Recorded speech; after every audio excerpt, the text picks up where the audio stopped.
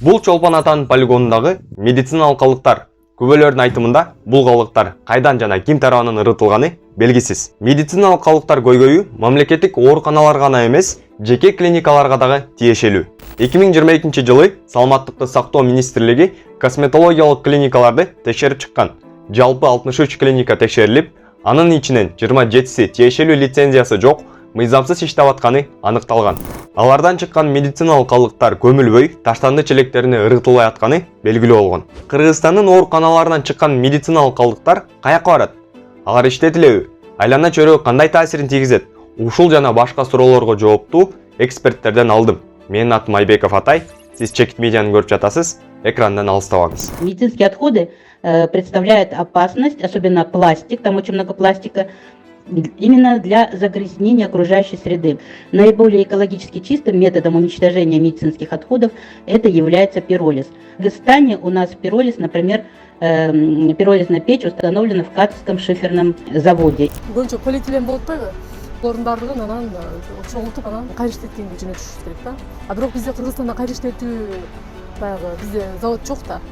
Баары бирок чакан эле да. Алар баардыгын иштеткенге алардын да акыбалы жетпейт да. Мындан химиялык заттар болгондуктан химия айлана чөйрөгө көбүнчө ошо топуракка, өсүмдүккө, анан аркылуу абага, адамдарга, жаныбарларга өтө терс таасирин тийгизет. Бул аябай коркунучтуу да. Туберкулез болушу мүмкүн же ар кандай көр болушу мүмкүн же ар кандай жугуштуу оорулар болгондуктан алар абдан баягы абага тарап, анан аба аркылуу адамдарга терс таасирин тийгизет. Конечно, очень много проблем. Например, такая проблема, как распространение во внешнюю среду антибиотикоустойчивых штаммов.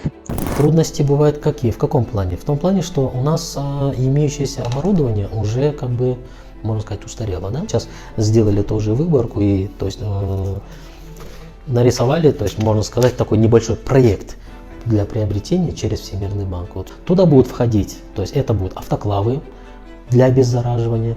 После обеззараживания мы хотим закупить шредеры, то есть это тот аппарат, который измельчает. И у нас в плане есть закупка специализированного транспорта.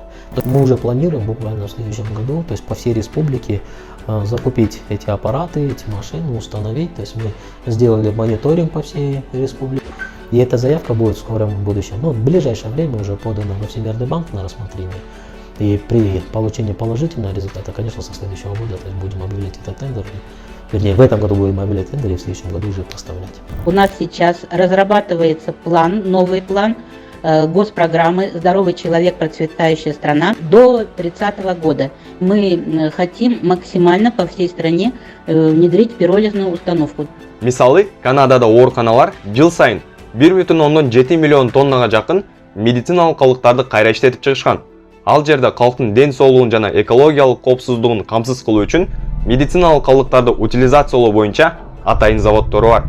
Ал эми Кыргызстандагы медициналык калдыктар за обеззараживание медицинских отходов, то есть за оплату услуг, отвечает Организация здравоохранения. В отношении безопасности медицинских отходов, согласно нормативным документам, медицинские отходы в Организации здравоохранения сейчас обеззараживаются автоклавированием. Если это простыми словами сказать, вот допустим, да, при использовании ватных тампонов в процедурных кабинетах, да, после проведения инъекций там, или вакцины, эти ватные тампончики собираются, то есть в определенную емкость, шприцы в другую емкость. Таким образом они сортируются, прежде чем их полностью обеззаразить.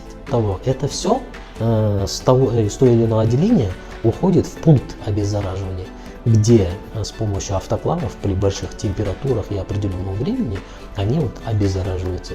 После того, как вот это все обеззаразилось, во многих районах администрация, то есть местная районная администрация, выделила специализированные места для медицинских отходов. То есть это все потом сбрасывается именно, то есть в свалке есть отдельные участки, куда сбрасываются эти медотходы. После этого они уходят в полигон и там сбрасываются в определенное место. А сиз бул тууралуу кандай ойлойсуз? Ой пикириңизди комментарийге жазыңыз.